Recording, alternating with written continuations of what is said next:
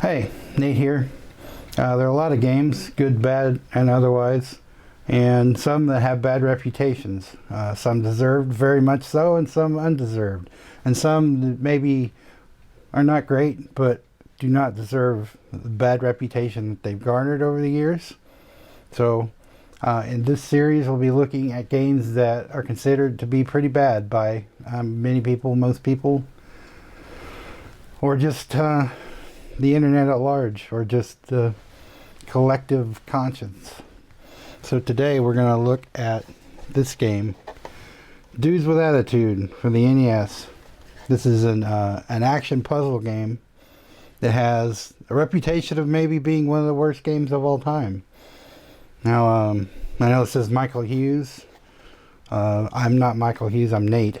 This is a used copy that I bought. So a lot of YouTubers, people doing videos, have this obsession with showing you the game on original hardware. And that is not something I'm looking into doing. I have a Sharp Twin behind me that I could play this on. And I have a Retron 5 and other various things, including a top-loading NES in the other room that I could play this on. But I'm going to be playing on an emulator. But just if it makes you happy to know that there's a physical copy of this game in my possession, here it is. I'm not going to be playing this cartridge.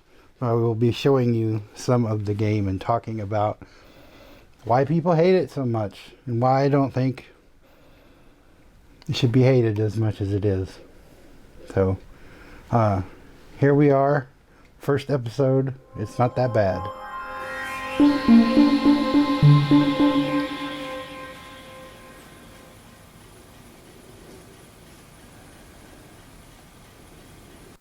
Dudes with Attitude was a game made by American Video Entertainment and published in 1990 for the Nintendo Entertainment System. It is unlicensed, so it does have some issues on some NES systems, including mine when I was a kid. I attempted to buy this game and it didn't work, so I returned it and got Star Tropics. Most people would say it was a much better decision. It's a puzzle game where you try to collect all the treasure on screen. And you can only move in one direction at once, along one axis. So it can be confusing if you haven't read the instructions and don't know how the game works. So let's go through and look at some gameplay.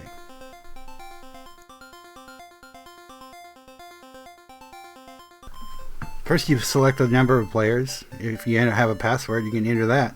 Then you select which player you want to be. They're all the same, except for graphics. Start with happy, then you choose your level from the map and start. Collect the jewels and then the exit door appears. So right off the bat you can see here you're just going all over the place and it's like, how do I control this? Why am I bouncing left or right? You can only move up and down at first. You can press the A button to go faster. So what you have to do is collect these jewels, visible gems if you will. All the game just calls them treasure.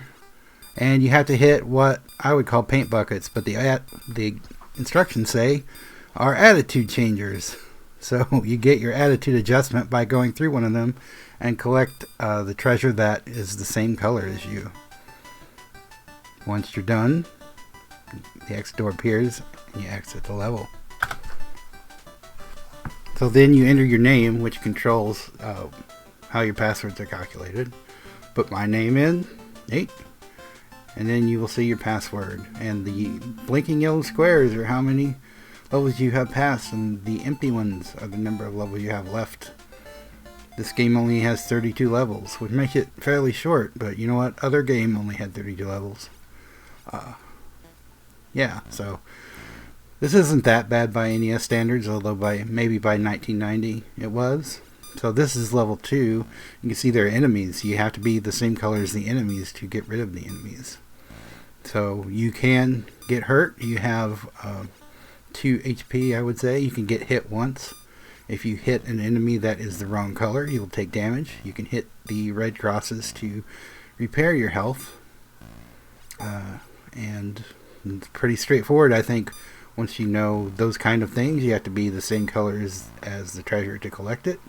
To be the same color as the enemies, and you can only move up and down. So these first few levels, not too bad. And it can get pretty fiddly, and one reason people hate this game, I think, is because it's kind of unpredictable what happens when you move in a direction. And it is not a game that you go left and right and jump.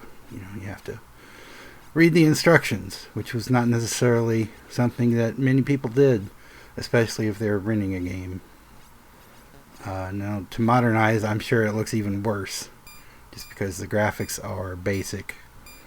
The gameplay is not something that we would be familiar with these days. You know, you have a puzzle game, you either control it, move around, but we don't really do these things where you're kind of on rails, but kind of not on rails. And you can see this weird semi-racist smile level here. There are hidden objects that you have to uncover, so you start the level and there's nothing in the eyes, which is, again, something that's obtuse and is not exactly straightforward. There's treasure that is hidden. You have to dig up the hidden gems. Hit the music notes, which exist just to make music, and then exit and move on to the next level. Pressing A to search out the next level and continue. So this level introduces enemies for the first time. You can see there's no health. I got hit there. But there's also not a whole lot to that one. You just exit. So now you have to play with dealing with these enemies, and that's not always fun. I know what you're saying, Nate. I don't see a whole lot of attitude in these dudes or this game. Well, you're not wrong. The attitude part is pretty much just 90s marketing, trying to capitalize on the attitude craze. But let's take a look at the instruction manual and see what it says about attitude. Well, this is the most attitudinist part of the manual, the description of the dudes. We got Dude, we got Happy, we got Patch, we got Bozo, and let's not forget Babe and Foxy. And they're all the same, because another page of the manual says they all play the same. Let's move on and take a look at another page that has some attitude, or at least some descriptions of some attitude. You can see here that this page has a description of the treasure, and has a description of the attitudes, and actually assigns emotions to colors. Red, embarrassed. Blue, sad. My favorite, purple, freaking out. That means that I'm probably purple in real life most of the time. If you have the right attitude, you can get the treasures you want. This works in real life too? I guess it does.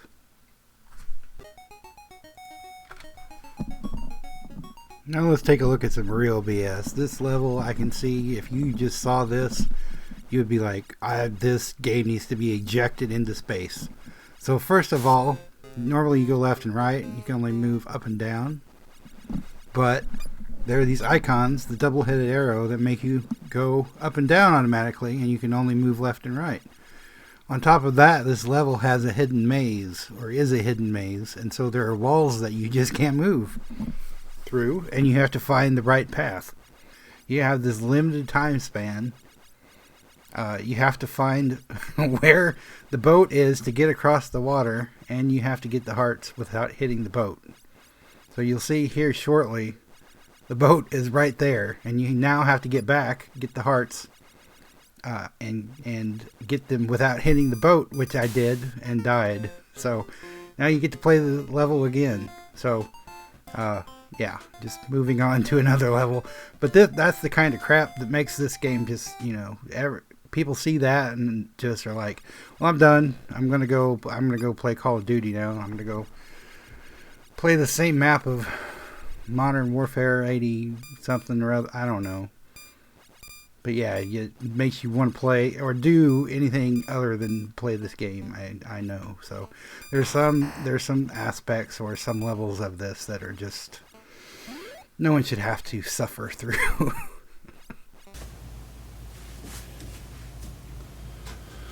That was really tough. I did not like doing that. I did my best, but I know you're different, and I know it's hard. But first of all, you gotta lose the attitude. Nobody's gonna accept you with the attitude that you've got, with who you are. You gotta change. You gotta do something. And look, when we go back in here, there. Just try, you know. Just try it. Just try a little. I know it's tough. I know you don't want to. You're set in your ways, and you like it how it is. But you just gotta look at reality, man. Things are different. Things are different. And you just gotta. I know you accept who you are, and I accept who you are, but they're not going to.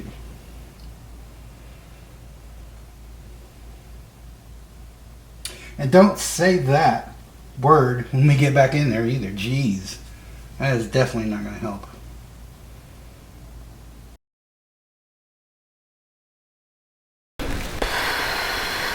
You know, I really wanted this game to be good. I really want it to not be bad, but it's just kind of bad. I want to say mediocre, but it's bad.